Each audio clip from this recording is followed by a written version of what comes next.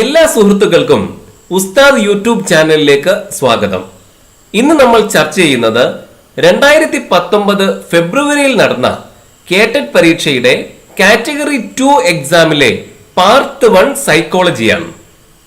വിഷയത്തിലേക്ക് പ്രവേശിക്കുന്നതിന് മുമ്പ് ഒരിക്കൽ കൂടി സൂചിപ്പിക്കട്ടെ, നിങ്ങൾ ഇതുവരെ ഈ ഉസ്താദ് യൂട്യൂബ് ചാനൽ സബ്സ്ക്രൈബ് ചെയ്തിട്ടില്ല എങ്കിൽ താഴെ കാണുന്ന സബ്സ്ക്രൈബ് എന്ന ബട്ടൺ ക്ലിക്ക് ചെയ്യുക. തൊട്ടടുത്ത് കാണുന്ന ബെൽ ബട്ടൺ കൂടി മറക്കാതെ പ്രസ് ചെയ്യുക. എങ്കിൽ മാത്രമേ ഇവിടെ അപ്ലോഡ് ചെയ്യുന്ന വീഡിയോകളെല്ലാം നിങ്ങൾക്ക് നോട്ടിഫിക്കേഷനായി പെട്ടെന്ന് തന്നെ ലഭിക്കുകയുള്ളൂ. 16ാമത്തെ ചോദ്യം. 7ാം ക്ലാസ്സിൽ പഠിക്കുന്ന അലോക് പഠനവുമായി ബന്ധപ്പെട്ട എല്ലാ പ്രവർത്തനങ്ങളിലും വളരെ പിന്നോക്കമാണ്. പഠനത്തിലുള്ള കുട്ടിയുടെ പുരോഗതിയും പരിമിതമാണ്. ടീച്ചർക്ക് അലോകിനെ പരിഗണിക്കാവുന്നത്. 7ാം ക്ലാസ്സിൽ പഠിക്കുന്ന അലോക് പഠനവുമായി ബന്ധപ്പെട്ട എല്ലാ പ്രവർത്തനങ്ങളിലും വളരെ പിന്നോക്കമാണ്. പഠനത്തിലുള്ള കുട്ടിയുടെ പുരോഗതിയും പരിമിതമാണ്. ടീച്ചർക്ക് അലോകിനെ പരിഗണിക്കാവുന്നത് എ.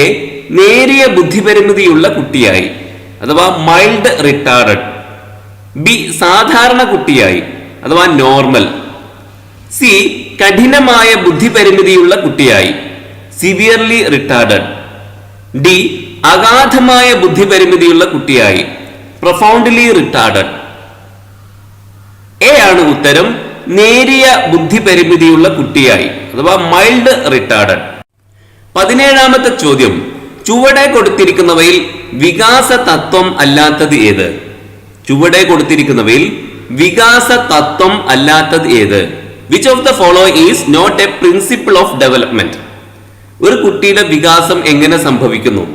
വികാസം, വികസനം, ഡെവലപ്മെന്റ് എന്നൊക്കെ പറയാം. അത് എങ്ങനെയാണ് സംഭവിക്കുന്നത്? അതിന് ചില തത്വങ്ങളുണ്ട്. ആ തത്വങ്ങളിൽ പെടാത്തത് ഏതാണ് എന്നാണ് ചോദ്യം. എ. വികാസം മാറ്റങ്ങൾ ഉണ്ടാക്കുന്നു. Development involves changes. പഴയതിൽ നിന്ന് കുറെ മാറ്റങ്ങൾ ഉണ്ടാവുമല്ലോ പുതിയ തലത്തിലേക്ക് അത് വികസിക്കുമ്പോൾ. അപ്പോൾ എ ശരിയാണ്. ബി നോക്കാം. വികാസം പരിപക്വനത്തിന്റെയും പഠനത്തിന്റെയും ഫലമാണ്. Development is the product of maturation and learning. അതും ശരിയാണ്. സി. വികാസക്രമം പ്രവചിക്കാൻ പറ്റുന്നതല്ല. Development pattern is unpredictable. അത് ശരിയല്ല. എങ്ങനെയാണ് ഈ വികാസം ഉണ്ടാവുന്നത്, അതിന്റെ ക്രമം എന്താണ് എന്ന് നമുക്ക് പ്രഡിക്റ്റ് ചെയ്യാൻ പറ്റുന്നതാണ്. അതുകൊണ്ട് സി ആണ് ഈ ചോദ്യത്തിന്റെ ഉത്തരം. ഡി കൂടി നമുക്ക് വായിച്ചു നോക്കാം. വികാസത്തിൽ വ്യക്തിവ്യത്യാസമുണ്ട്. There are individual differences in development. അതും ശരിയാണ്. അതിൽ വികാസത്തിൽ അല്ലെങ്കിൽ വികസനത്തിൽ വ്യക്തിവ്യത്യാസങ്ങൾ ഉണ്ട് എന്നത് ശരിയാണ്. ഇവിടെ തത്വമല്ലാത്തത്, വികാസ തത്വം അല്ലാത്തത്, അതിൽ ഉൾപ്പെടാത്തത് വികാസക്രമം പ്രവചിക്കാൻ പറ്റുന്നതല്ല എന്നതാണ്. വികാസക്രമം യഥാർത്ഥത്തിൽ പ്രവചിക്കാൻ പറ്റുന്നതാണ്. അതുകൊണ്ട് ഇവിടെ വികാസ തത്വത്തിൽ പെടാത്തത് ഏത് എന്ന് ചോദിക്കുമ്പോൾ സി ആണ് ഉത്തരം. ഇനി നമുക്ക് വികസനത്തിന്റെ സ്വഭാവം, അത് സംബന്ധമായ ചില സിദ്ധാന്തങ്ങളും ഒക്കെ പരിചയപ്പെടാം. ഇതൊക്കെ കുട്ടികളെ നിരീക്ഷിച്ചു നേടിയിട്ടുള്ള ശാസ്ത്രീയമായ അറിവിന്റെ അടിസ്ഥാനത്തിൽ ഉണ്ടാക്കിയ വികസന സിദ്ധാന്തങ്ങളാണ്. കുട്ടികൾ ഏത് തരത്തിലാണ് വികസിക്കുന്നത്? ഓരോ ഘട്ടത്തിലും അവരിൽ നിന്ന് എന്താണ് നമുക്ക് പ്രതീക്ഷിക്കാവുന്നത്? അവർക്ക് എങ്ങനെയാണ് നാം മാർഗനിർദ്ദേശങ്ങൾ നൽകേണ്ടത്? പരമാവധി വികസനം കൈവരിക്കാൻ പാകത്തിൽ എങ്ങനെയാണ് കുട്ടികൾക്ക് അനുകൂല സാഹചര്യങ്ങൾ നൽകേണ്ടത് തുടങ്ങിയ കാര്യങ്ങളൊക്കെ മനസ്സിലാക്കാൻ ഈ സിദ്ധാന്തങ്ങൾ അധ്യാപകരെ സഹായിക്കുന്നു. അതുകൊണ്ട് ഏതൊരു അധ്യാപകനും ഈ താഴെ പറയുന്ന വികസന സിദ്ധാന്തങ്ങൾ മനസ്സിലാക്കണം. ഒരു കുട്ടിയുടെ, ഒരു വിദ്യാർത്ഥിയുടെ വളർച്ചയിൽ, വികസനത്തിൽ തീർച്ചയായിട്ടും ഈ സിദ്ധാന്തങ്ങളൊക്കെയും തന്നെ നമുക്ക് ഉപയോഗപ്പെടുത്താൻ സാധിക്കും. അവ നമുക്ക് പരിശോധിക്കാം. ഒന്നാമത്തെ സിദ്ധാന്തം, വികസനം പരസ്പര വർത്തനത്തിന്റെ ഫലമാണ്.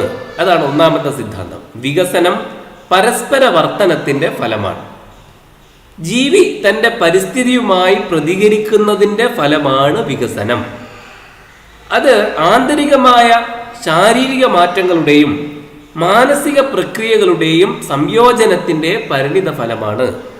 അതാണ് വ്യക്തിക്ക് പരിസ്ഥിതി സാഹചര്യങ്ങളുടെ മേൽ നിയന്ത്രണം നൽകുന്നത്. ഇതാണ് ഒന്നാമത്തെ വികസനവും സംബന്ധമായിട്ടുള്ള ഒന്നാമത്തെ സിദ്ധാന്തം ഇതാണ്. ഒരു ജീവിയുടെ, ഒരു മനുഷ്യന്റെ വികസനവുമായി ബന്ധപ്പെട്ട ഒന്നാമത്തെ സിദ്ധാന്തം. രണ്ടാമതായി പറയുന്നു വികസനം ഒരു അനസ്യൂത പ്രക്രിയയാണ്. അത് വികസനം ശിശുബീജം അമ്മയുടെ ഗർഭപാത്രത്തിൽ തുടിച്ചു തുടങ്ങുമ്പോൾ ആരംഭിച്ച് മരണം വരെ അനസ്യൂതം അത് തുടർന്നുകൊണ്ടേയിരിക്കുന്നു. നേരത്തെ വളർച്ചയെക്കുറിച്ച് നമ്മൾ പറഞ്ഞു, അത് അനസ്യൂത പ്രക്രിയയല്ല. ഒരു നിശ്ചിത പ്രായം വരെ മാത്രമേ മനുഷ്യൻ വളരുകയുള്ളൂ, ഏതൊരു ജീവിയും വളരുന്നുള്ളൂ എന്ന് നമ്മൾ പറയുകയുണ്ടായി. അതുപോലെ വികസനം പക്ഷെ ഒരു അനസ്യൂത പ്രക്രിയയാണ്. അവിടെയാണ് വികസനവും വളർച്ചയും നമ്മളുടെ വ്യത്യാസം ഉണ്ടാവുന്നത് നമ്മൾ മനസ്സിലാക്കേണ്ട ഒരു കാര്യം. ഇനി ഇത് സംബന്ധമായിട്ടൊരു കേട്ടറ്റ് പരീക്ഷയിൽ ചോദിച്ച ഒരു ചോദ്യം നമുക്ക് പരിചയപ്പെടാം. കുട്ടി പരിവർത്തനം നേടിയതിന് ശേഷവും ഭാഷാ വികസനം, വൈകാരിക വികസനം, സാമൂഹിക വികസനം എന്നിവ തുടർന്നുകൊണ്ടേയിരിക്കുന്നു. ഇത് എന്തിനെ സൂചിപ്പിക്കുന്നു? അഥവാ ഒരു കുട്ടി ശാരീരികമായിട്ട് പൂർണ്ണമായി വളർന്നു കഴിഞ്ഞതിന് ശേഷവും ആ കുട്ടിയുടെ ഭാഷാ വികസനം, വൈകാരിക വികസനം, സാമൂഹിക വികസനം അതൊക്കെ നടന്നുകൊണ്ടേയിരിക്കുന്നു. ഇത് എന്തിനെ സൂചിപ്പിക്കുന്നു? അതാണ് നമ്മൾ രണ്ടാമതായി പറഞ്ഞ സിദ്ധാന്തത്തിൻ്റെ ഒരു സിദ്ധാന്തവുമായി ബന്ധപ്പെട്ട ചോദ്യമാണിത്. ഇത് വികസനം ഒരു തുടർ പ്രക്രിയയാണ്. വികസനത്തിന്റെ ഭാഗമാണ് ഭാഷാ വികസനം. അതുപോലെ വൈകാരിക വികസനം, സാമൂഹ്യ വികസനം ഒക്കെ ഒരു കുട്ടിയിൽ ഉണ്ടാകുന്ന വികസനത്തിന്റെ ഭാഗമാണ്. വികസനം ഒരു തുടർ പ്രക്രിയയാണ് നമ്മൾ പറഞ്ഞു. അത് മരണം വരെ തുടർന്നുകൊണ്ടേയിരിക്കുന്നതാണ്. അതുകൊണ്ട് കുട്ടി പരിപൂർണമായി ശാരീരിക വളർച്ച നേടിക്കഴിഞ്ഞതിന് ശേഷവും ഈ വികസനങ്ങൾ നടന്നുകൊണ്ടേയിരിക്കും, മരണം വരെ അത് തുടർന്നുകൊണ്ടേയിരിക്കും. അപ്പോൾ വികസനം ഒരു തുടർ പ്രക്രിയയാണ് എന്നതാണ് ഇതിൻ്റെ ഉത്തരം. എ ആണ് ശരിയായ ഓപ്ഷൻ. ഇനി നമുക്ക് മൂന്നാമത്തെ സിദ്ധാന്തം പരിശോധിക്കാം. വികസനം ക്രമാനുഗതമായ ഒരു മുറക്കനുസരണമായി നടക്കുന്നു. ഒരു കൃത്യമായ ഒരു മുറ അനുസരിച്ചുകൊണ്ടാണ് ഇത് നടക്കുന്നത്. വ്യത്യസ്ത വ്യക്തികളിൽ പ്രത്യേക വികസന ശേഷികൾ പ്രകടമാവുന്ന ക്രമത്തിൽ സാദൃശ്യം കാണുന്നുണ്ട്. അഥവാ ഉദാഹരണം പറയുകയാണെങ്കിൽ, എല്ലാ കുട്ടികളും നടക്കാൻ തുടങ്ങുന്നതിന് മുമ്പ് നിൽക്കാൻ പഠിക്കുന്നു. ആദ്യം നിൽക്കുകയാണ് കുട്ടികൾ ചെയ്യുന്നത്, പിന്നെയാണ് നടക്കാനുള്ള കഴിവ് ആ വികസനം കുട്ടിയിൽ സംഭവിക്കുന്നത്.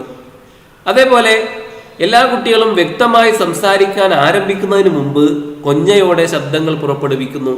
അപ്പോൾ ആദ്യം വ്യക്തമായി സംസാരിച്ച് പിന്നെ കൊഞ്ഞയോടെ ആവുന്ന രീതിയിലല്ല. എല്ലാ കുട്ടികളും ആദ്യം അത്ര വ്യക്തമല്ലാത്ത രീതിയിൽ കൊഞ്ഞയോട് കൂടിയിട്ട് ശബ്ദങ്ങൾ പുറപ്പെടുവിക്കുകയാണ് ആദ്യം ചെയ്യുന്നത്. പിന്നെയാണ് അവർ വ്യക്തമായിട്ട് സംസാരം നടത്തുന്നത്. അപ്പോൾ ഇത് വികസനം ക്രമാനുഗതമായ ഒരു മുറക്കനുസരണമായി നടക്കുന്നു എന്ന സിദ്ധാന്തമാണ് മൂന്നാമത്തത്. നാലാമത്തത്, വികസനം സാമാന്യമായതിൽ നിന്ന് പ്രത്യേകമായതിലേക്ക് എന്ന ക്രമം പുലർത്തുന്നു. സാമാന്യമായതിൽ നിന്ന് പ്രത്യേകമായതിലേക്ക് എന്ന ക്രമം പുലർത്തുന്നുണ്ട്. ഉദാഹരണത്തിന് വിശദാംശങ്ങൾ പരിശോധിച്ചാൽ, വികസന ഫലമായി കാണപ്പെടുന്ന പ്രതികരണത്തിന്റെ രൂപമാതൃകയിൽ സാമാന്യത്തിൽ നിന്ന് പ്രത്യേകമായതിലേക്ക് എന്ന പ്രവണത കാണാം. അതായത് ജനറൽ എന്നതിൽ നിന്ന് സ്പെസിഫിക് എന്ന രീതിയിലേക്കാണ് മാറുന്നത്. ഉദാഹരണമായി, ശിശു ആദ്യകാലത്ത് ആനന്ദം പ്രകടിപ്പിക്കുന്നത് ശരീരം ഒട്ടാകെ ചലിപ്പിച്ചുകൊണ്ടാണ്. കുട്ടിക്ക് സന്തോഷം വരുമ്പോൾ അത് ശരീരം മൊത്തം ചലിപ്പിച്ചുകൊണ്ടാണ് കുട്ടി സന്തോഷം പ്രകടിപ്പിക്കുക. എന്നാൽ പ്രായമാകുമ്പോൾ ആ സന്തോഷം കുട്ടിക്ക് വരികയാണെങ്കിൽ കുട്ടി ഒന്ന് ചിരിക്കുക മാത്രമാണ് ചെയ്യുക. കേവലം വായ കൊണ്ടുള്ള അല്ലെങ്കിൽ പല്ല് കാണിച്ച് ചിരിക്കുന്ന ഒരു സംഗതി മാത്രമായിട്ട് അതിനെ ഒതുക്കുന്നു. ഇങ്ങനെ ആദ്യം സാമാന്യമായ ഇത് പിന്നീട് പ്രത്യേകമായതിലേക്ക് മാറുന്നു. അതാണ് നാലാമത്തെ സിദ്ധാന്തം. വികസനം സാമാന്യമായതിൽ നിന്ന് പ്രത്യേകമായതിലേക്ക് എന്ന ക്രമം പുലർത്തുന്നു. ഇനി ഇത് സംബന്ധമായി വന്ന ഒരു കേട്ടറ്റ് പരീക്ഷയിലെ ഒരു ചോദ്യം നമുക്ക് പരിശോധിക്കാം. എല്ലാ കുട്ടികളും നടക്കാൻ തുടങ്ങുന്നതിന് മുമ്പ് നിൽക്കുവാൻ പഠിക്കുന്നു. ഇത് ഏത് വികസന സിദ്ധാന്തവുമായി ബന്ധപ്പെട്ടിരിക്കുന്നു?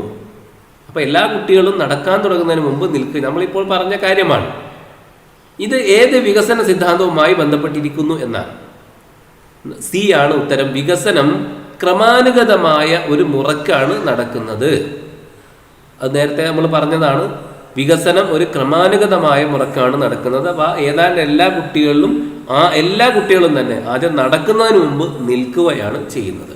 അപ്പോൾ സി ആണ് ശരിയായ ഉത്തരം. ഇനി നാലാമത്തെ സിദ്ധാന്തവുമായി ബന്ധപ്പെട്ടുള്ള ഒരു ചോദ്യം നമുക്ക് പരിശോധിക്കാം. കേട്ടറ്റ് പരീക്ഷയിൽ വന്ന ചോദ്യമാണ്. ചെറിയ കുട്ടികൾ കരയുമ്പോൾ അവരുടെ ശരീരം പൂർണ്ണമായും ആ പ്രവർത്തനത്തിൽ ഉൾപ്പെടുന്നു. അവരുടെ ശരീരം പൂർണ്ണമായിട്ടും ആ പ്രവർത്തനത്തിൽ ഉൾപ്പെടുന്നുണ്ട്. കാലക്രമേണ കരച്ചിൽ അവരുടെ ശരീരത്തിലെ ചില അവയവങ്ങളിൽ മാത്രം ഒതുങ്ങുന്നു. വികസനത്തിന്റെ ഏത് സിദ്ധാന്തമാണ് ഇവിടെ കാണാൻ സാധിക്കുന്നത്? അപ്പോൾ കുട്ടികൾ കരയുമ്പോൾ അതിൽ ശരീരം മുഴുവനായിട്ട് അതിൽ പങ്കാളിത്തം വഹിക്കുന്നുണ്ട്. എന്നാൽ മുതിർന്നവർ കരയുമ്പോൾ പലപ്പോഴും കണ്ണിൽ നിന്ന് കണ്ണുനീർ ഒലിക്കാറേ ഉള്ളൂ. അപ്പോൾ അങ്ങനെ ഇത് ഏത് സിദ്ധാന്തമാണ് നമുക്കിവിടെ കാണാൻ സാധിക്കുന്നത് എന്നാണ് ചോദിക്കുന്നത്. ഇതിപ്പോൾ നമ്മൾ പറഞ്ഞിട്ടുള്ള നാലാമത്തെ സിദ്ധാന്തം സംബന്ധിച്ചുള്ള ഒരു ചോദ്യമാണ്.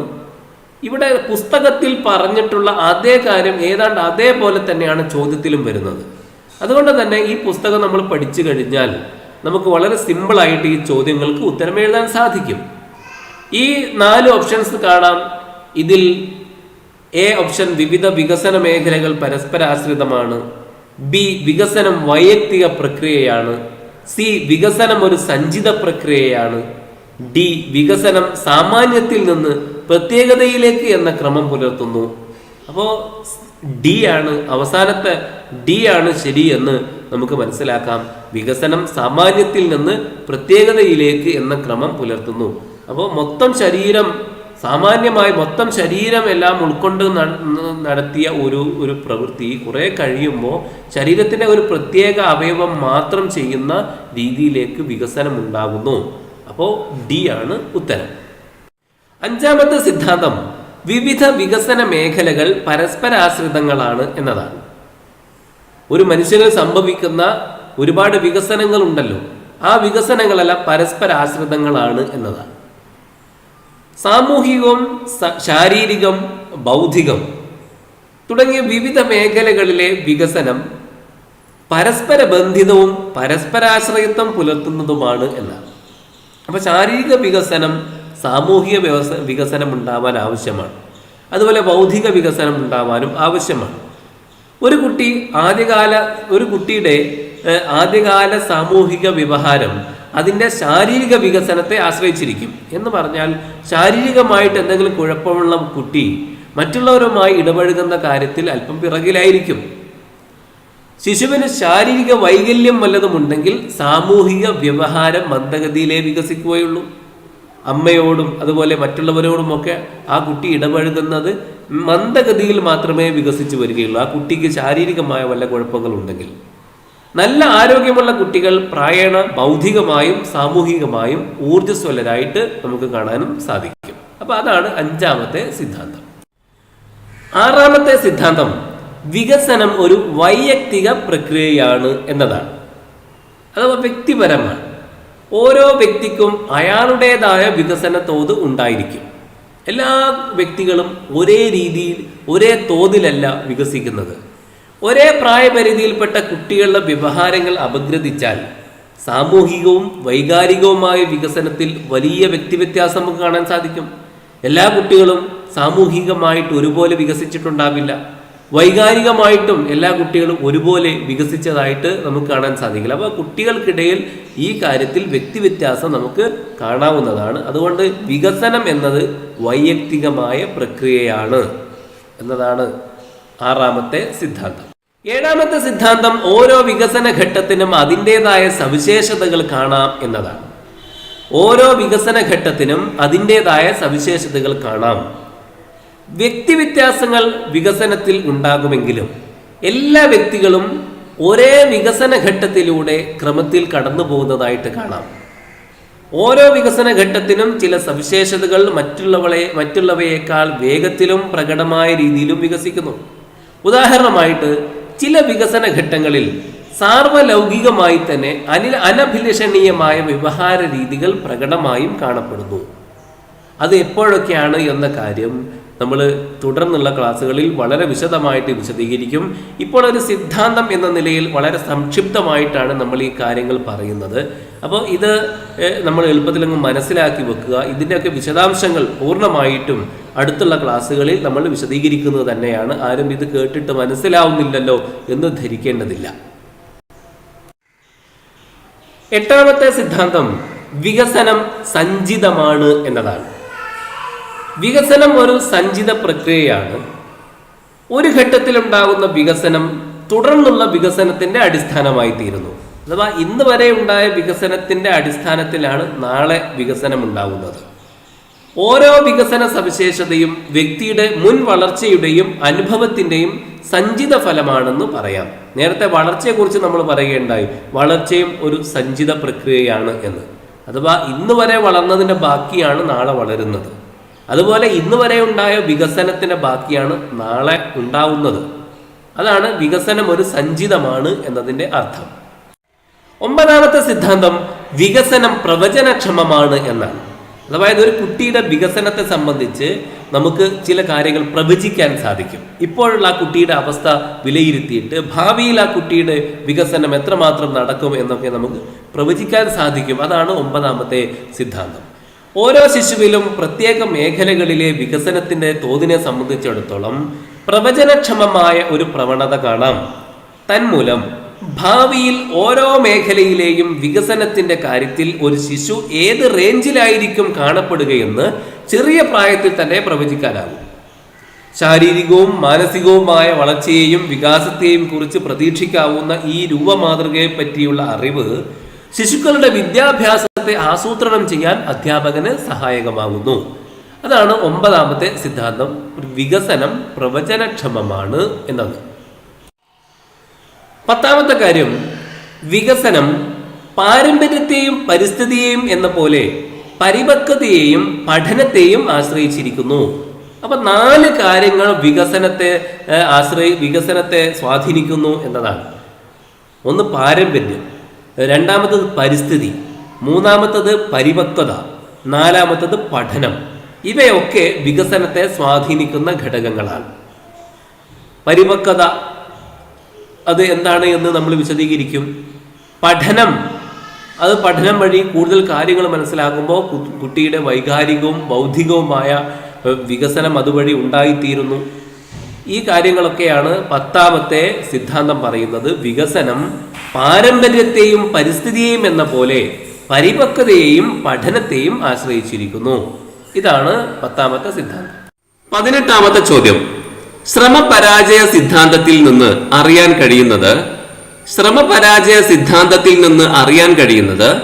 In trial and error theory A, പഠനം ആകസ്മികമായി സംഭവിക്കുന്നതാണ്. Learning is occurred by chance.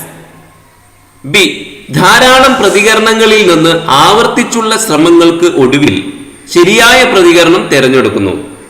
ധാരാളം പ്രതികരണങ്ങളിൽ നിന്ന് ആവർത്തിച്ചുള്ള ശ്രമങ്ങൾക്ക് ഒടുവിൽ ശരിയായ പ്രതികരണം തിരഞ്ഞെടുക്കുന്നു. സി, വ്യക്തി അല്ലെങ്കിൽ ജീവി വിജയത്തിൽ എത്തുന്നത് സാവധാനമാണ്. ഡി, മുകളിൽ പറഞ്ഞവയെല്ലാം. ഇതിൽ ഡി ആണ് ശരി, മുകളിൽ പറഞ്ഞവയെല്ലാം ശരിയാണ്. ശ്രമപരാജയ സിദ്ധാന്തം അഥവാ ട്രയൽ ആൻഡ് എറർ തിയറി പ്രകാരം ഈ പറഞ്ഞതെല്ലാം ശരിയാണ്. പഠനം ആകസ്മികമായി സംഭവിക്കുന്നതാണ്. ധാരാളം പ്രതികരണങ്ങളിൽ നിന്ന് ആവർത്തിച്ചുള്ള ശ്രമങ്ങൾക്ക് ഒടുവിൽ ശരിയായ പ്രതികരണം ജീവി തിരഞ്ഞെടുക്കുകയാണ്. വ്യക്തി അല്ലെങ്കിൽ ജീവി വിജയത്തിൽ എത്തുന്നത് സാവധാനമാണ്. ട്രയൽ ആൻഡ് എറർ തിയറി അഥവാ ശ്രമപരാജയ സിദ്ധാന്തം പ്രധാനപ്പെട്ട ഒന്നാണ്. അത് എഡ്വേർഡ് തൊണ്ടേക്കാണ് ആ തിയറി തയ്യാറാക്കിയിരിക്കുന്നത്.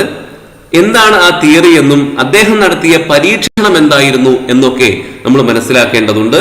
പരീക്ഷയിൽ ചോദ്യങ്ങൾ പ്രതീക്ഷിക്കാം. നമുക്ക് ആ ഭാഗം ഒന്ന് ശ്രദ്ധിക്കാം. അദ്ദേഹത്തിന്റെ സിദ്ധാന്തങ്ങൾ പറയുന്നതിന് മുമ്പ് അദ്ദേഹം നടത്തിയ പരീക്ഷണം പറയുന്നതായിരിക്കും നല്ലത് എന്ന് തോന്നുകയാണ്. കാരണം ആ പരീക്ഷണം എന്തെന്ന് മനസ്സിലായാൽ അദ്ദേഹം പറയുന്ന സിദ്ധാന്തങ്ങൾ നമുക്ക് എളുപ്പം മനസ്സിലാക്കാൻ സാധിക്കും. അദ്ദേഹം ചെയ്തത് ഒരു വിശക്കുന്ന പൂച്ചയെ പിടിച്ച് ഒരു കൂട്ടിലടക്കുകയാണ് ചെയ്തത്. ആ കൂടിനൊരു പ്രത്യേകത ഉണ്ടായിരുന്നു. പ്രത്യേക രീതിയിൽ തയ്യാറാക്കിയ ഒരു കൂടാണ്. ഒരു വില്ലമർത്തി തുറക്കാവുന്ന ഒറ്റ വാതിലാണ് ആ കൂടിനുണ്ടായിരുന്നത്. ആ കൂടിന്റെ മുന്നിലായിട്ട് കുറച്ചകലെ അദ്ദേഹം ഒരു മത്സ്യവും വെച്ചു. നന്നായി വിശക്കുന്ന പൂച്ചയാണ്. ആ പൂച്ചക്ക് ഈ മത്സ്യത്തിന്റെ ഗന്ധം അനുഭവപ്പെട്ടപ്പോൾ പുറത്തു വരാൻ വല്ലാത്ത താല്പര്യമുണ്ടായി. അതിനുവേണ്ടി പൂച്ച ഒരുപാട് ശ്രമം നടത്തി. ആദ്യം പൂച്ച ശ്രമിച്ചത് ഓരോ അഴികൾക്കിടയിലൂടെയും ഞെരുങ്ങി ഇറങ്ങാൻ വേണ്ടിയിട്ടാണ്. പക്ഷെ അത് കഴിഞ്ഞില്ല. അതിന് സാധിച്ചില്ല. പിന്നീട് കൈപ്പത്തി നീട്ടിയിട്ട് മത്സ്യത്തെ എത്തിപ്പിടിക്കാൻ വേണ്ടി ശ്രമിച്ചു, അതും നടന്നില്ല. പിന്നെ പൂച്ച കമ്പികളിലും മറ്റും കടിക്കാൻ തുടങ്ങി, കടിച്ചു മുറിക്കാൻ വേണ്ടി ശ്രമിച്ചു, അതും വിജയിച്ചില്ല. പിന്നെ പൂച്ച യാദൃശ്ചികമായി ബില്ലിൽ കൈവെക്കുകയും അപ്പോൾ വാതിൽ തുറക്കുകയും ചെയ്തു. അങ്ങനെ പൂച്ച പുറത്തേക്ക് ഓടിപ്പോയി മത്സ്യം ഭക്ഷിച്ചു. തൊണ്ടയ്ക്ക് വീണ്ടും പൂച്ചയെ പിടിച്ചു കൂട്ടിലടച്ചു. പക്ഷെ ഈ നേരത്തെ പ്രത്യേകത, മുമ്പ് പൂച്ച തെറ്റായ പല ചലനങ്ങളും നടത്തിയിരുന്നു. പക്ഷെ രണ്ടാം തവണ പൂച്ചയെ കൂട്ടിലടച്ചപ്പോൾ അത്രയേറെ തെറ്റായ ചലനങ്ങൾ പൂച്ച ചെയ്തില്ല. മുമ്പ് കൈപ്പത്തി നീട്ടി പിടിക്കാൻ ശ്രമിച്ചിരുന്നു, അഴികൾക്കിടയിലൂടെ ഞെരുങ്ങി ഇറങ്ങാൻ വേണ്ടി ശ്രമിച്ചിരുന്നു, കമ്പികളിൽ കടിക്കുകയും മറ്റും ചെയ്തിരുന്നു. അത്രയേറെ തെറ്റായ ചലനങ്ങൾ പൂച്ച പിന്നെ ചെയ്യുന്നില്ല. വാതിൽ തുറക്കുവാൻ വേണ്ടി വന്ന സമയം, വളരെ കുറച്ച് സമയം കൊണ്ട് മാത്രം പൂച്ച വാതിൽ തുറന്ന് പുറത്തു വന്നു. അങ്ങനെ മത്സ്യം ഭക്ഷിച്ചു. പിന്നെയും തൊണ്ടേക്ക് പൂച്ചയെ പിടിച്ചു കൂട്ടിലടച്ചു, പുറത്തൊരു മത്സ്യവും വെച്ചു. അപ്പോഴും തെറ്റായ ചലനങ്ങൾ പൂച്ച കുറച്ച് മാത്രമേ ചെയ്തുള്ളൂ. അതിനേക്കാൾ കുറച്ച് തെറ്റായ ചലനങ്ങളാണ് പിന്നെ ചെയ്തത്. അങ്ങനെ പലതവണ തൊണ്ടേക്ക് പൂച്ചയെ വീണ്ടും അതിനുള്ളിലേക്ക് തന്നെ പിടിച്ചിടും, പൂച്ച പുറത്തേക്ക് ഇറങ്ങി വരും.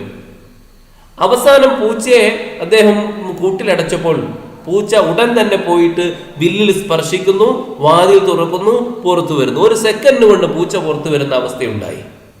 അപ്പോൾ അങ്ങനെ പൂച്ച വാതിൽ തുറക്കുന്ന വിദ്യ പഠിച്ചു. പൂച്ചയെ പിന്നെ ആ കൂട്ടിലടച്ചു കഴിഞ്ഞാൽ പൂച്ച ഒരു നിമിഷം പോലും പാഴാക്കാതെ ആ വില്ലിൽ സ്പർശിക്കും, അങ്ങനെ വാതിൽ തുറക്കും, പൂച്ച പുറത്തു വരും. അങ്ങനെ പൂച്ച വാതിൽ തുറക്കുന്ന വിദ്യ പഠിച്ചു. ഇതാണ് അദ്ദേഹം നടത്തിയ പരീക്ഷണം. ഇതിന്റെ അടിസ്ഥാനത്തിലാണ് അദ്ദേഹത്തിന്റെ സിദ്ധാന്തങ്ങളെല്ലാം ആവിഷ്കരിച്ചിട്ടുള്ളത്. അവ നമുക്ക് പരിശോധിക്കാം. അദ്ദേഹത്തിന്റെ പരീക്ഷണം ഒരു ചിത്രരൂപത്തിൽ അവതരിപ്പിച്ചതാണ് ഈ കാണുന്നത്. ഒന്നാമത്തെ ചിത്രത്തിൽ പൂച്ച പുറത്തേക്ക് കൈ നീട്ടുകയാണ് മത്സ്യം എടുക്കുന്നതിന് വേണ്ടി. പക്ഷേ പൂച്ചക്ക് മത്സ്യം ലഭിക്കുന്നില്ല. അങ്ങനെ നിരാശനായ പൂച്ച മറ്റൊരു വഴി തേടുന്നു. അതിൻ്റെ കമ്പികളെല്ലാം കടിച്ചു മുറിക്കാൻ വേണ്ടിയിട്ട് ശ്രമിക്കുന്നു. അതുവഴിയും വാതിൽ തുറക്കാനോ പുറത്തു വരാനോ സാധിക്കുന്നില്ല. പിന്നെയാണ് പൂച്ച ആ വില്ല് കാണുന്നത്, അത് പിടിച്ചു വലിക്കുന്നു. അങ്ങനെ വാതിൽ തുറക്കുന്നു, പൂച്ച പുറത്തേക്ക് വരുന്നു. പാഠപുസ്തകത്തിൽ വിശദീകരിച്ച ശൈലിയിലല്ല നമ്മൾ ഇപ്പോൾ ഇതുവരെ കാര്യങ്ങൾ വിശദീകരിച്ചിട്ടുള്ളത്. പാഠപുസ്തകത്തിൽ ആദ്യം പറഞ്ഞ കാര്യം നാം ഇതുവരെ പറഞ്ഞിട്ടില്ല. നമ്മൾ പഠന സൗകര്യത്തിന് വേണ്ടിയിട്ട് ആദ്യം അദ്ദേഹം നടത്തിയ പരീക്ഷണവും പിന്നെ അതിൽ നിന്ന് അദ്ദേഹം കണ്ടെത്തിയ നിയമങ്ങളുമാണ് നമ്മൾ പറഞ്ഞിട്ടുള്ളത്. പാഠപുസ്തകത്തിൽ ആദ്യം പറഞ്ഞ ഭാഗമാണ് ഇനി നമ്മൾ പറയുന്നത്. എഡ്വേർഡ് തൊണ്ടേക്കിന്റെ സിദ്ധാന്തം അറിയപ്പെടുന്നത് കണക്ഷനിസം അല്ലെങ്കിൽ ബോണ്ട് തിയറി എന്നാണ്. ട്രയൽ ആൻഡ് എറർ മെത്തേഡ് എന്നും അദ്ദേഹത്തിന്റെ ഈ സിദ്ധാന്തം അറിയപ്പെടുന്നുണ്ട്. അപ്പൊ 3 പേരിൽ അറിയപ്പെടുന്നു: connectionism, bond theory, trial and error method. അദ്ദേഹത്തിന്റെ അഭിപ്രായത്തിൽ ചോദകവും പ്രതികരണവും അഥവാ സ്റ്റിമുലസും റെസ്പോൺസും തമ്മിലുള്ള സംയോഗമാണ് പഠനത്തിന് അടിസ്ഥാനം. അത്തരത്തിലുള്ള സംയോഗത്തെ ബന്ധം അഥവാ ബോണ്ട് എന്നാണ് അദ്ദേഹം വിളിച്ചത്. സ്റ്റിമുലസ് എന്നാൽ എന്താണ്, അഥവാ ചോദകം എന്നാൽ എന്താണ്? ഒരു ജീവിയിൽ പ്രവർത്തിച്ച് പ്രതികരണം പുറപ്പെടുവിക്കുന്ന ഊർജ സ്രോതസ്സാണ് ചോദകങ്ങൾ. ഉദാഹരണം പറഞ്ഞാൽ ആ പരീക്ഷണത്തിൽ പുറത്തു വെച്ച മത്സ്യമാണ് ചോദകം. അതാണ് ബാക്കി എല്ലാ പ്രവർത്തനങ്ങളും നടത്താൻ പൂച്ചയെ പ്രേരിപ്പിക്കുന്നത്. പൂച്ച പലതും ചെയ്യുന്നുണ്ടല്ലോ. പൂച്ച കൈനീട്ടി നോക്കുന്നു, അതിനുള്ളിലൂടെ ഊർന്നിറങ്ങാൻ വേണ്ടി ശ്രമിക്കുന്നു, അങ്ങനെ കടിച്ചു മുറിക്കാൻ വേണ്ടിയിട്ട് ശ്രമിക്കുന്നു. അങ്ങനെ പലതും ചെയ്യാൻ പൂച്ചയെ പ്രേരിപ്പിക്കുന്നത് എന്ത്? അങ്ങനത്തെ പ്രതികരണങ്ങൾ പൂച്ചയിൽ ഉണ്ടാക്കിയത് എന്താണ്? പുറത്ത് കിടക്കുന്ന മത്സ്യമാണ്. ആ മത്സ്യം കിട്ടാനുള്ള മോഹമാണ്. അപ്പോൾ അതിനെയാണ് നമ്മൾ സ്റ്റിമുലസ് എന്ന് പറയുക. പുറത്ത് നിൽക്കുന്ന ആ മത്സ്യത്തെയാണ് സ്റ്റിമുലസ് എന്ന് പറയുന്നത്. റെസ്പോൺസ് എന്നതോ പൂച്ചയിൽ ഉണ്ടായിട്ടുള്ള പ്രതികരണമാണ്. പൂച്ചയെ നമ്മൾ പരിശോധിച്ചാൽ കാണാം, പൂച്ച പല വിധത്തിലുള്ള പ്രവർത്തനങ്ങൾ നടത്തുന്നു. പക്ഷേ അതിൽ പലതും പൂച്ച അബദ്ധമെന്ന് പൂച്ച തിരിച്ചറിയുന്നു. ഊന്നിറങ്ങാൻ ശ്രമിച്ചത് ശരിയായില്ല, അതുപോലെ കൈനീട്ടാൻ ശ്രമിച്ചതും അത് ശരിയായ പ്രതികരണമല്ല, കടിച്ചു മുറിക്കാൻ ശ്രമിച്ചതും ശരിയായ പ്രതികരണമല്ല, കാരണം അതൊന്നും ലക്ഷ്യത്തിലെത്തിയില്ല. അവസാനം വില്ലമർത്തിക്കൊണ്ട് പുറത്തു വന്നു. അപ്പൊ അങ്ങനെയാണ് പുറത്തു വരേണ്ടത്, അതാണ് ശരിയായ പ്രതികരണമെന്ന് പൂച്ചക്ക് ബോധ്യപ്പെടുന്നു. ആ പ്രതികരണവും സ്റ്റിമുലസും തമ്മിൽ ഒരു ബന്ധമുണ്ടാകുന്നു. അതാണ് അവിടെ ഫിക്സേഷൻ സംഭവിക്കുകയാണ്. അഥവാ പൂച്ചയെ പിന്നെ പിടിച്ച് എപ്പോഴൊക്കെ കൂട്ടിലടക്കുന്നുവോ പൂച്ച ആവർത്തിക്കുന്നത് ആ ശരിയായ പ്രതികരണമാണ്. അവസാനം നമുക്കറിയാം പൂച്ച 1 സെക്കൻഡ് കൊണ്ട് പുറത്തിറങ്ങുകയുണ്ടായി. അപ്പോൾ ഈ ബന്ധം മൂലം ആ ചോദകം ആവർത്തിക്കപ്പെടുമ്പോൾ ആ പ്രതികരണവും ആവർത്തിക്കപ്പെടുന്നു. അഥവാ പിന്നീട് പൂച്ചയെ പിടിച്ച് കൂട്ടിലടക്കുന്ന നേരത്ത് പൂച്ച ആവർത്തിക്കുന്ന പ്രതികരണം വില്ലമർത്തിയിട്ട് പുറത്തു വരിക എന്ന പ്രതികരണമാണ്. അപ്പോൾ സ്റ്റിമുലസും റെസ്പോൺസും തമ്മിൽ ഒരു വലിയ ബന്ധം അവിടെ ഉണ്ടായിക്കഴിഞ്ഞു. ഈ ബന്ധത്തിന്റെ ശക്തിപ്പെടലോ ക്ഷീണമോ ആണ് ശീലരൂപവൽക്കരണത്തിനോ ശീലനിഷ്കാസനത്തിനോ കാരണമാകുന്നത് എന്നാണ് അദ്ദേഹം പറയുന്നത്. ഇക്കാരണത്താലാണ് തൊണ്ടേക്ക് അദ്ദേഹം ആവിഷ്കരിച്ച സിദ്ധാന്തത്തെ ബന്ധസിദ്ധാന്തം എന്ന് വിളിച്ചത്. പഠനം ബന്ധങ്ങൾ സ്ഥാപിക്കുന്ന രീതിയിലുള്ള ഒരു യാന്ത്രിക പ്രക്രിയയാണെന്നും പഠിതാവ് തെറ്റുകൾ വരുത്തിയിട്ട് പിന്നീട് അവ തിരുത്തിയാണ് ഈ ബന്ധങ്ങൾ രൂപവൽക്കരിക്കുന്നത് എന്നുമാണ് ഈ സിദ്ധാന്തം പറയുന്നത്. അതായത് ആ പരീക്ഷണത്തിലേക്ക് തന്നെ നമ്മൾ നോക്കുകയാണെങ്കിൽ, ഒരു കൂട്ടിൽ പൂച്ചയെ അടച്ചിരിക്കുന്നു, പുറത്ത് ഒരു മത്സ്യം വെച്ചിരിക്കുന്നു. ആ മത്സ്യമാണ് ചോദകം. ആ മത്സ്യം കയ്യിലാക്കുന്നതിന് വേണ്ടിയിട്ട് പൂച്ച നടത്തുന്ന ശ്രമങ്ങളാണ് റെസ്പോൺസ് അഥവാ പ്രതികരണം. ആ ചോദകത്തിന് പറ്റിയ റെസ്പോൺസ് ഏതാണ്? പൂച്ച ആദ്യം കമ്പി കടിച്ചു മുറിക്കാൻ ശ്രമിക്കുന്നു, പക്ഷേ അത് ആ ചോദകത്തിന് പറ്റിയ റെസ്പോൺസ് അല്ല, അഥവാ അത് വിജയിക്കുന്നില്ല. പിന്നീട് അത് ഊർന്നിറങ്ങാൻ വേണ്ടിയിട്ട് ശ്രമിക്കുന്നു, അതും അതിന് യോജിച്ചതല്ല, കാരണം അത് വിജയിച്ചില്ല. പിന്നീട് പൂച്ച കൈ നീട്ടിയിട്ട് അത് എടുക്കാൻ വേണ്ടിയിട്ട് ശ്രമിക്കുന്നു, അതും ആ ചോദകത്തോട് യോജിച്ച പ്രതികരണമല്ല, അതുവഴി ഒന്നും ഉണ്ടായില്ല. അതൊന്നും ആ പൂച്ചക്ക് ആ മത്സ്യം കയ്യിലാക്കാനുള്ള ഒരു യഥാർത്ഥ വഴിയായിരുന്നില്ല. അപ്പോൾ ആ ചോദകത്തോട് യോജിച്ച റെസ്പോൺസ് അല്ല പൂച്ചയിൽ നിന്ന് ആദ്യം ഉണ്ടായിട്ടുള്ളത്. പിന്നെ പൂച്ച അറിയാതെ ആ വില്ലിൽ തൊടുന്നു, അങ്ങനെ വാതിൽ തുറക്കുന്നു, പുറത്തു വരുന്നു. അപ്പോൾ ആ ചോദകത്തോട്, മത്സ്യമെന്ന ചോദകത്തോട് യോജിച്ച റെസ്പോൺസ് ആ വില്ലിൽ തൊടുക എന്നതാണ്. അപ്പോൾ ഈ റെസ്പോൺസും ആ ചോദകവും തമ്മിൽ ഒരു വലിയ ബന്ധമുണ്ടാകുന്നു. പൂച്ച പിന്നീട് ഇത് തന്നെയാണ് ആവർത്തിക്കുന്നത്. അപ്പോൾ ഇങ്ങനെ ബന്ധങ്ങൾ സ്ഥാപിക്കുന്ന രീതിയിലുള്ള ഒരു യാന്ത്രിക പ്രക്രിയയാണ് പഠനം എന്നാണ് തൊണ്ടേക്ക് പറയുന്ന ഒന്നാമത്തെ കാര്യം.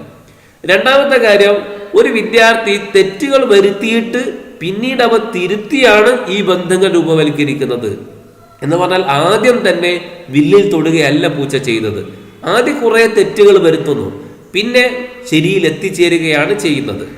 ഇങ്ങനെയാണ് ഈ സിദ്ധാന്തം പറയുന്നത് എന്നുള്ളത് കൊണ്ടാണ് ഈ സിദ്ധാന്തത്തെ ട്രയൽ ആൻഡ് എറർ തിയറി എന്ന് പറയുന്നത്. ശ്രമ പരാജയ സിദ്ധാന്തം എന്ന് പറയാൻ കാരണം അതാണ്.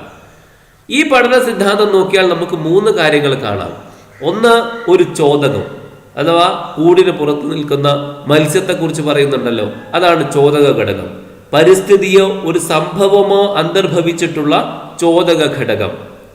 രണ്ടാമത്, ആ മത്സ്യം കയ്യിലാക്കാൻ വേണ്ടിയിട്ടുള്ള ഒരു പ്രതികരണമുണ്ടല്ലോ, ഒരു റെസ്പോൺസ്, ഒരു വ്യവഹാരത്തെ സൂചിപ്പിക്കുന്ന പ്രതികരണ ഘടകം, അത് നമുക്ക് ഇതിൽ കാണാം. മൂന്നാമതായിട്ട്, ഒരു ചോദകവും ഏതെങ്കിലും തരത്തിലുള്ള ഓരോ ചോദകവും ഏതെങ്കിലും തരത്തിലുള്ള പ്രതികരണത്തോട് ശൃംഖലിതമാകുമെന്നും അങ്ങനെ വ്യവഹാര മാതൃകക്ക് കാരണമാകുമെന്നും ഉറപ്പുവരുത്തുമാറുള്ള ഒരു ബന്ധത്തിന്റെ രൂപവൽക്കരണം. അഥവാ പലതരത്തിലുള്ള റെസ്പോൺസ് പൂച്ചയിൽ നിന്നുണ്ടാകുന്നു, പക്ഷെ ഒരു പ്രതികരണം മാത്രമാണ് ആ ചോദകത്തോട് യോജിച്ചതായിട്ടുള്ളത്. അത് വില്ലിൽ തൊട്ട് പുറത്തു വരിക എന്നതാണ്. അപ്പോൾ അതിനോട് യോജിച്ച ആ റെസ്പോൺസ്, ആ ചോദകത്തോട് യോജിച്ച പ്രതികരണം, അവ തമ്മിൽ ഒരു ഗാഢമായ ബന്ധമുണ്ടായിത്തീരുന്നു. ആ ബന്ധമാണ് പിന്നെ പൂച്ച ആവർത്തിച്ചു കൊണ്ടേയിരിക്കുന്നത്. പിന്നീട് എപ്പോഴൊക്കെ പൂച്ചയെ കൂട്ടിലടക്കുമോ അപ്പോഴൊക്കെ പൂച്ച ശരിയായ ബന്ധമുള്ള ആ റെസ്പോൺസ് മാത്രമാണ് പൂച്ചയിൽ നിന്ന് ഉണ്ടായിത്തീരുന്നത്. ഇങ്ങനെ ചോദകവും പ്രതികരണവും തമ്മിലുള്ള ഒരു ബന്ധവും നമുക്കിതിൽ കാണാവുന്നതാണ്. ഇതുമായി ബന്ധപ്പെട്ടുകൊണ്ട് ഒരു കേട്ടറ്റ് പരീക്ഷയിൽ വന്ന ചോദ്യമാണ്, Thorndike's trial and error learning theory is a classic example of stimulus response theory, gestalt theory, field theory, sign theory. തൊണ്ടേക്കിന്റെ trial and error learning theory ഏതിന് ഉദാഹരണമാണ് എന്നാണ് ചോദിക്കുന്നത്. നമുക്കറിയാം സ്റ്റിമുലസ് റെസ്പോൺസ് തിയറി. അത് നമുക്ക് സംശയമില്ല, സ്റ്റിമുലസ് റെസ്പോൺസ് തിയറിയാണ്. സ്റ്റിമുലസും റെസ്പോൺസും തമ്മിലുള്ള ബന്ധത്തെക്കുറിച്ച് പറയുന്നതാണല്ലോ ബിഹേവിയറിസം അല്ലെങ്കിൽ ബിഹേവിയറിസ്റ്റ് തിയറികളെല്ലാം. പാവ്ലോവിന്റെ ബിഹേവിയറിസ്റ്റ് തിയറി നമ്മൾ കണ്ടു. ഇപ്പൊ തൊണ്ടേക്കിനത് നമ്മൾ പഠിച്ചുകൊണ്ടിരിക്കുന്നത്. ഇനി നമുക്ക് സ്കിന്നറുടേത് പറയാനുണ്ട്. അപ്പൊ സ്റ്റിമുലസ് റെസ്പോൺസ് തിയറിക്ക് ഉദാഹരണമാണ് തൊണ്ടേക്കിന്റെ trial and error learning theory. ഇനി അദ്ദേഹത്തിന്റെ ഈ സിദ്ധാന്തത്തിന് വിദ്യാഭ്യാസവുമായിട്ട് എന്ത് ബന്ധമാണുള്ളത് എന്ന് പരിശോധിക്കാം. അദ്ദേഹത്തിന്റെ ട്രയൽ ആൻഡ് എറർ തിയറി അഥവാ ശ്രമ പരാജയ സിദ്ധാന്തത്തിന് വിദ്യാഭ്യാസപരമായിട്ട് വളരെ വലിയ പ്രസക്തി ഉണ്ട്. അത് പഠന പ്രക്രിയ എന്താണ്, എങ്ങനെയാണ് എന്നൊക്കെ വിശദീകരിക്കുകയാണ്. ഒരു ഗണിത പ്രശ്നം നേരിടുന്ന കുട്ടി ശരിയായ നിർദ്ധാരണത്തിൽ എത്തിച്ചേരുന്നതിന് മുമ്പ് പല മാർഗങ്ങളും പരിശോധിക്കുന്നു. അതിൽ പലതും തെറ്റാകുന്നു. അവസാനമാണ് കുട്ടി കണക്ക് ശരിയായിട്ട് ചെയ്യുന്നത്. ഗണിത പ്രശ്നം ശരിയായി ചെയ്യുന്നത് ആദ്യം ഒരുപക്ഷെ പല പല അബദ്ധങ്ങളും ചെയ്തതിന് ശേഷമാണ് കുട്ടി ശരിയായ ഉത്തരത്തിൽ എത്തിച്ചേരുക. വിവിധ രംഗങ്ങളിലെ കണ്ടുപിടുത്തങ്ങൾ പോലും ഈ ട്രയൽ ആൻഡ് എറർ രീതിയിലാണ്. ശാസ്ത്രം ബൾബ് കണ്ടുപിടിച്ചത് എങ്ങനെയാണ്? ആദ്യം തന്നെ യഥാർത്ഥ ബൾബ് അങ്ങ് കണ്ടുപിടിക്കാൻ സാധിച്ചില്ല. പല തെറ്റായതും ചെയ്ത പലതും തെറ്റായിരുന്നു, അബദ്ധമായിരുന്നു. ആ അബദ്ധങ്ങൾ തിരുത്തി അവസാനം ശരിയിലെത്തിയതാണ്. അപ്പൊ ശാസ്ത്രലോകത്തെ കണ്ടുപിടുത്തങ്ങൾ പോലും ട്രയൽ ആൻഡ് എറർ രീതിയിലാണ്. എന്നാൽ അർത്ഥങ്ങളും ബന്ധങ്ങളും പരിശോധിക്കാതെ എല്ലായ്പ്പോഴും ഈ രീതി തന്നെ അനുവർത്തിക്കുന്നത് ആശ്വാസ്യമല്ല. മനുഷ്യ പഠനത്തെ ആ പൂച്ചയുടെ പ്രവർത്തനം പോലെ യാന്ത്രികവും അന്ധവുമായ ബന്ധരൂപവൽക്കരണമായിട്ട് നമുക്ക് കാണാൻ കഴിയില്ല. പഠനത്തിന് ഉൾക്കാഴ്ചയുടെയും യുക്തിചിന്തനത്തിന്റെയും ധാരണയുടെയും പിന്തുണ ഉണ്ടായേ പറ്റൂ. പൂച്ച അന്ധമായിട്ട് ഒരു യുക്തിയുമില്ലാതെ യാന്ത്രികമായിട്ട് പെരുമാറിയിട്ടുണ്ടാവാം. പക്ഷെ മനുഷ്യന്റെ രീതി അങ്ങനെയല്ല. മനുഷ്യന് ഉൾക്കാഴ്ചയുണ്ട്, യുക്തിചിന്തയുണ്ട്, അവന് ധാരണകളുണ്ട്. അവയുടെയൊക്കെ പിന്തുണയോട് കൂടിയിട്ടാണ് പഠനങ്ങൾ നടക്കേണ്ടത്. അത് പ്രത്യേകമായിട്ട് നമ്മൾ മനസ്സിലാക്കേണ്ടതാണ്. അദ്ദേഹം പറഞ്ഞതുപോലെ യാന്ത്രികമായ ഒരു സംഗതിയാണ് ഈ ബന്ധരൂപവൽക്കരണം എന്ന് നമ്മൾ കരുതുന്നില്ല. 19ാമത്തെ ചോദ്യം, ആശയധാരണയുമായി ബന്ധപ്പെടുത്തി ജെറോം എസ് ബ്രൂണർ നിർദ്ദേശിച്ച ഘട്ടങ്ങളിൽ പെടാത്തത് ഏതാണ്? ആശയധാരണയുമായി ബന്ധപ്പെടുത്തി ജെറോം എസ് ബ്രൂണർ നിർദ്ദേശിച്ച ഘട്ടങ്ങളിൽ പെടാത്തത് ഏതാണ്? Which of the following is not a stage of concept formation proposed by Jerome S Bruner? A. പ്രവർത്തന ഘട്ടം അഥവാ എനാക്റ്റീവ് സ്റ്റേജ്.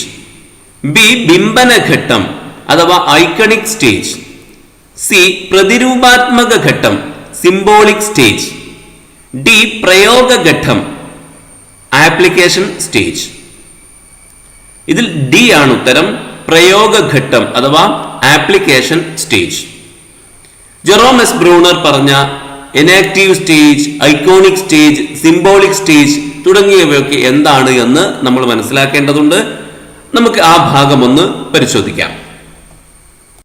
അദ്ദേഹത്തിന്റെ അഭിപ്രായത്തിൽ അഥവാ ബ്രൂണറുടെ അഭിപ്രായത്തിൽ കുട്ടികളുടെ ചിന്തനം 3 ഘട്ടങ്ങളിലൂടെയാണ് വികസിക്കുന്നത്. കുട്ടികളുടെ ചിന്ത 3 ഘട്ടങ്ങളിലൂടെയാണ് വികസിക്കുന്നത്. ഒന്നാമത്തത് എനാക്റ്റീവ് സ്റ്റേജ് അഥവാ പ്രവർത്തന ഘട്ടം. രണ്ടാമത്തത് ഐക്കണിക് സ്റ്റേജ്, അതാണ് ബിംബന ഘട്ടം. നേരത്തെ നമ്മളെ ചോദ്യത്തിൽ കണ്ടല്ലോ ബിംബന ഘട്ടം, ഓപ്ഷൻ ഡി വന്നത്. അപ്പൊ ഇത് ബ്രൂണറുടെ രണ്ടാമത്തെ ഘട്ടമാണ്. ബ്രൂണർ കണ്ടെത്തിയിട്ടുള്ള വൈജ്ഞാനിക വികസന ഘട്ടത്തിലെ രണ്ടാമത്തെ ഘട്ടമാണ് ഐക്കണിക് സ്റ്റേജ്. മൂന്നാമത്തെ ഘട്ടമാണ് സിംബോളിക് സ്റ്റേജ് അഥവാ പ്രതിരൂപാത്മക ഘട്ടം.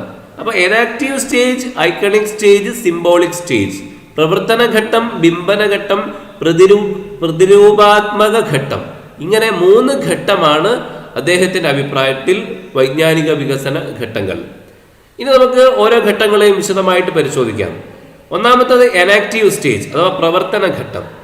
ഈ 1ാം ഘട്ടത്തിൽ വൈജ്ഞാനിക അനുഭവങ്ങൾ കുട്ടി സ്വീകരിക്കുന്നതും പ്രകടിപ്പിക്കുന്നതും ഒക്കെ കായികമായ പ്രവർത്തനങ്ങളിലൂടെയാണ്.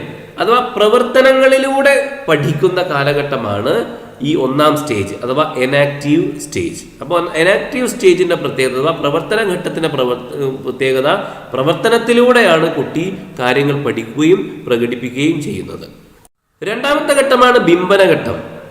ഈ ഘട്ടത്തിൽ കുട്ടി വൈജ്ഞാനിക അനുഭവങ്ങൾ സ്വീകരിക്കുന്നതും പ്രകടിപ്പിക്കുന്നതും പ്രത്യക്ഷണത്തിന് വിധേയമായ അനുഭവങ്ങളുടെ മാനസിക ബിംബങ്ങളിലൂടെയാണ്. അഥവാ മനസ്സിൽ കാര്യങ്ങൾ കണ്ടുകൊണ്ട് ചെയ്യാൻ കുട്ടിക്ക് സാധിക്കും. മനസ്സിൽ ഒരു സംഗതിയുടെ ബിംബങ്ങൾ തീർത്തുകൊണ്ട്, അതിൻ്റെ രൂപങ്ങൾ മനസ്സിൽ തീർത്തുകൊണ്ട് അങ്ങനെ ചിന്തിക്കുവാൻ കുട്ടിക്ക് സാധിക്കുന്നതാണ്. പദാർത്ഥങ്ങളെ നേരിൽ കാണേണ്ടുന്ന ആവശ്യമില്ല. പദാർത്ഥങ്ങളെ നേരിൽ കാണാതെ തന്നെ, ഒരു വസ്തുവിനെ നേരിൽ കാണാതെ തന്നെ മനസ്സിൽ കണ്ടുകൊണ്ട് അങ്ങനെ ആലോചിച്ച് ചിന്തിച്ചുകൊണ്ട് കാര്യങ്ങളൊക്കെ പഠിക്കുവാനും കാര്യങ്ങൾ പ്രകടിപ്പിക്കുവാനും ഒക്കെ കുട്ടിക്ക് സാധിക്കും ഈ ഘട്ടത്തിൽ. അതാണ് ബിംബന ഘട്ടം. മൂന്നാം ഘട്ടമാണ് പ്രതിരൂപാത്മക ഘട്ടം. പ്രതിരൂപാത്മക ഘട്ടം.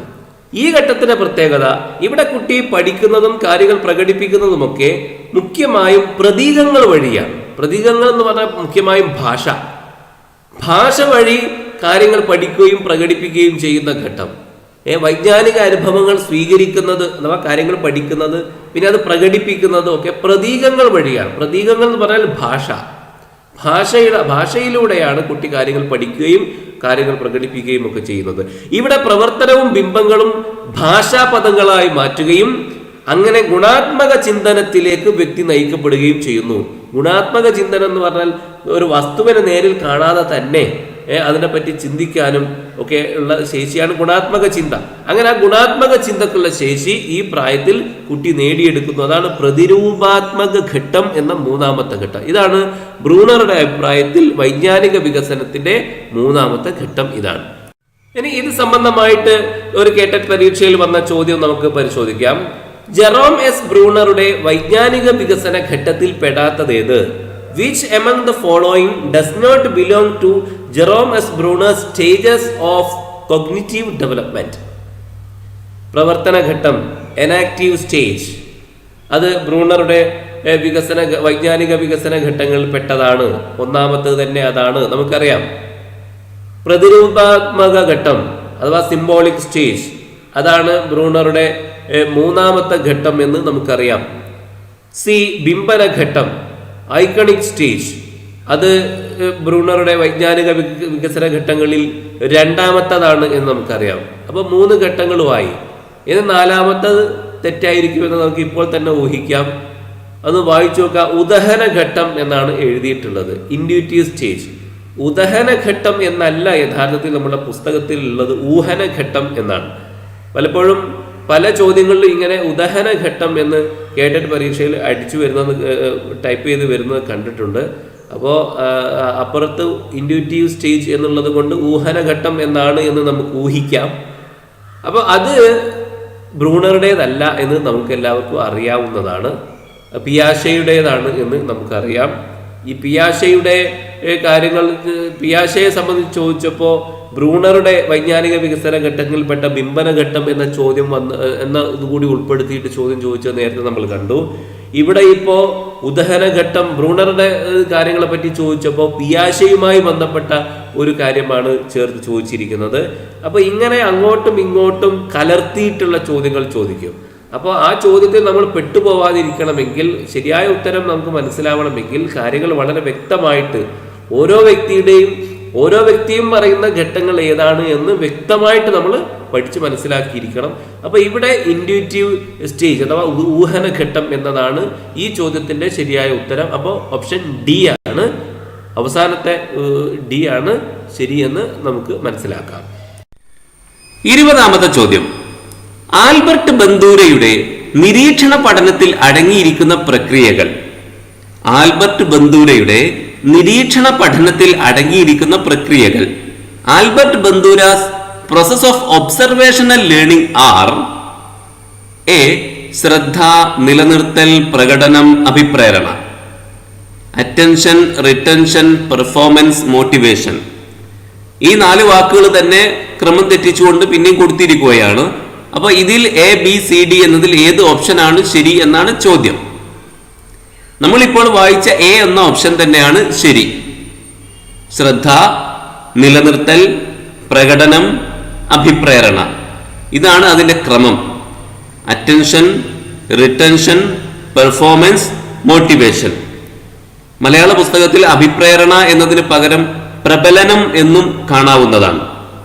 അപ്പോൾ മലയാളത്തിൽ നമ്മൾ പ്രത്യേകം ശ്രദ്ധിക്കുക, ചില വാക്കുകളിൽ ചില മാറ്റങ്ങളൊക്കെ ആയിട്ട് വരാവുന്നതാണ്. അഭിപ്രേരണ എന്നതിന് പകരം പ്രബലനം എന്ന് ചില പുസ്തകങ്ങളിൽ കാണാവുന്നതാണ്. അപ്പൊ എ ആണ് ഉത്തരം. അപ്പൊ ആൽബർട്ട് ബന്ദൂരയുടെ നിരീക്ഷണ പഠനം എന്താണ്, അതിൻ്റെ ആ ക്രമം എന്താണ് തുടങ്ങിയ കാര്യങ്ങളൊക്കെ നമുക്ക് ഒന്ന് വിശദമായിട്ട് പരിശോധിക്കാം. ആദ്യം നമുക്ക് ബണ്ടൂരയുടെയും വാൾട്ടേഴ്സിന്റെയും സാമൂഹിക പഠന സിദ്ധാന്തം പരിശോധിക്കാം. അവർ പറയുന്ന പ്രധാനപ്പെട്ട കാര്യം learning through imitation and simulation ആണ്. അഥവാ അനുകരണത്തിലൂടെയും സാമൂഹിക രംഗാവിഷ്കാരത്തിലൂടെയുമുള്ള പഠനമാണ് അവർ പറയുന്ന ഒന്നാമത്തെ കാര്യം. നേരത്തെ നമ്മൾ പറയുകയുണ്ടായി അധ്യാപകൻ എങ്ങനെയാണ് ക്ലാസ്സിൽ പാഠഭാഗങ്ങൾ പഠിപ്പിക്കേണ്ടത് എന്ന്. നമ്മൾ മനസ്സിലാക്കേണ്ടുന്ന ഒരു കാര്യം, പാഠഭാഗം മാത്രമല്ല ഒരു അധ്യാപകൻ കുട്ടികളെ പഠിപ്പിക്കുന്നത്, അല്ലെങ്കിൽ അധ്യാപകനിൽ നിന്ന് കുട്ടികൾ മനസ്സിലാക്കുന്നത് കേവലം പാഠഭാഗം മാത്രമല്ല. കുട്ടികൾ അധ്യാപകനെ തന്നെ പൂർണ്ണമായി അനുകരിച്ചു പലതും പഠിക്കുന്നു. അധ്യാപകന്റെ ആംഗ്യം, അധ്യാപകന്റെ സംഭാഷണ ശൈലി, ഇതെല്ലാം തന്നെ കുട്ടികൾ അനുകരിക്കുന്നത് നമുക്ക് കാണാൻ സാധിക്കും. ക്ലാസ്സിലെത്തുന്ന കുട്ടികളെല്ലാം തന്നെ നല്ല അനുകരണ വാസനയുള്ളവരാണ് എന്ന് നമ്മുടെ ക്ലാസ്സിലെ കുട്ടികളെ ശ്രദ്ധിച്ചാൽ നമുക്ക് കാണാൻ സാധിക്കും. മാതാപിതാക്കളെ കുട്ടികൾ അനുകരിച്ചുകൊണ്ട് പല സ്വഭാവങ്ങളും കുട്ടികൾ പഠിച്ചെടുക്കുന്നു. അപ്പോൾ ഈ അനുകരണത്തിലൂടെ പല കാര്യങ്ങളും കുട്ടികൾ മനസ്സിലാക്കുന്നുണ്ട്, പഠിക്കുന്നുണ്ട് എന്ന കാര്യമാണ് നമ്മൾ മനസ്സിലാക്കേണ്ടത്. അനുകരണം എന്നത് പഠിച്ചുണ്ടാക്കുന്ന തരത്തിൽപ്പെട്ട വ്യവഹാരമാണ് എന്നാണ് ബണ്ടൂരയും വാൾട്ടേഴ്സും പറയുന്നത്. അധ്യാപകൻ ക്ലാസ്സിലാകുമ്പോൾ അധ്യാപകൻ കുട്ടികൾക്ക് അനുകരണ പഠനത്തിനുള്ള ഒരു മാതൃകയായിട്ട് വർത്തിക്കുന്നു. വിദ്യാലയം വിട്ട് കുട്ടി സ്കൂളിൽ നിന്ന് കുട്ടി വീട്ടിലെത്തിച്ചേരുമ്പോൾ അവിടെ മാതാപിതാക്കൾ അനുകരണ പഠനത്തിലുള്ള മാതൃകയായിട്ട് വർത്തിക്കുന്നു. മനുഷ്യരിൽ മാത്രമല്ല ഇങ്ങനെ അനുകരണ പഠനം നടക്കുന്നത്, മറ്റു ജീവികളും ഇങ്ങനെ അനുകരിച്ച് പലതും പഠിക്കാറുണ്ട്. സ്വന്തം അമ്മയെ നോക്കിയിട്ട് പഠിക്കുന്ന സ്വഭാവം ഏതാണ്ട് എല്ലാ ജീവികളിലും കാണാൻ സാധിക്കും. ഇങ്ങനെ ഒരു ജീവി മറ്റൊരു ജീവിയുടെ പെരുമാറ്റത്തെ നിരീക്ഷിക്കുകയും എന്നിട്ട് അത് അനുകരിക്കുകയും അങ്ങനെ സ്വന്തം പെരുമാറ്റത്തിൽ താരതമ്യേന യാന്ത്രികവും സ്ഥിരവുമായ ഒരു പരിവർത്തനം വരുത്തുകയും ചെയ്യുന്നതിനെ ബണ്ടൂരയും അദ്ദേഹത്തിന്റെ കൂട്ടുകാരുമൊക്കെ നിരീക്ഷണ പഠനം അഥവാ ഒബ്സർവേഷണൽ ലേണിംഗ് എന്നാണ് വിളിക്കുന്നത്. ഇവിടെ നമ്മൾ കാണേണ്ട ഒരു കാര്യം, ഇത് പാഠപുസ്തകം തുറന്നു വെച്ച് പഠിക്കുന്നത് പോലെയുള്ള ഒരു പഠനമല്ല. ഇത് വളരെ ലളിതമാണ്, വളരെ ലഘുവാണ്. പാഠപുസ്തകങ്ങൾ എടുത്ത് നമ്മൾ ബോധപൂർവം പഠിക്കാൻ മുതിരുമ്പോൾ അതിൽ ഒരു തരം സമ്മർദ്ദവും ഒരു നിർബന്ധിത പ്രേരണയും ഒക്കെ നമുക്ക് അനുഭവപ്പെടാറുണ്ട്. എന്നാൽ ഈ നിരീക്ഷണ പഠനത്തിൽ അങ്ങനെ ഒന്നുമില്ല. ഇത് വളരെ വളരെ രസകരമാണ്, വളരെ എളുപ്പമാണ്. മറ്റൊരാളുടെ പ്രവർത്തനം കണ്ടിട്ട് പഠിക്കുക എന്നത്, അത് അനുകരിക്കുക എന്നത്. ഒരാളോട് മറ്റൊരാൾ പറയുന്നു താങ്ക്സ് എന്ന് പറയുമ്പോൾ അയാൾ തിരിച്ച് യു ആർ വെൽക്കം എന്ന് പറയുന്നു. അത് നമ്മൾ കാണുന്നു, നമ്മളത് അനുകരിക്കുന്നു. അവിടെ നമുക്ക് മറ്റുള്ളവരെ അനുകരിക്കുകയാണ് എന്ന് പോലും തോന്നാതെ നമ്മൾ ആ കാര്യം വളരെ സന്തോഷത്തോടു കൂടി അല്ലെങ്കിൽ നമ്മൾ അറിയാതെ തന്നെ നമ്മളിത് ശീലമാക്കുകയാണ്. എന്നാൽ നിങ്ങൾ പരിശോധിച്ച് നോക്കൂ, ഒരു പാഠപുസ്തകം എടുത്തിട്ട് ഒരു ചെറിയ കാര്യം പഠിക്കുകയാണെങ്കിൽ പോലും അതൊരു നിർബന്ധിത പഠനമായത് കൊണ്ട് കുട്ടിക്ക് ഒരു ഇഷ്ടക്കേട് തോന്നാനുള്ള സാധ്യതയുണ്ട്. എന്നാൽ ഈ അനുകരണ പഠനത്തിൽ അങ്ങനെ ഒരു ഇഷ്ടക്കേടിന്റെ സാധ്യതയില്ല.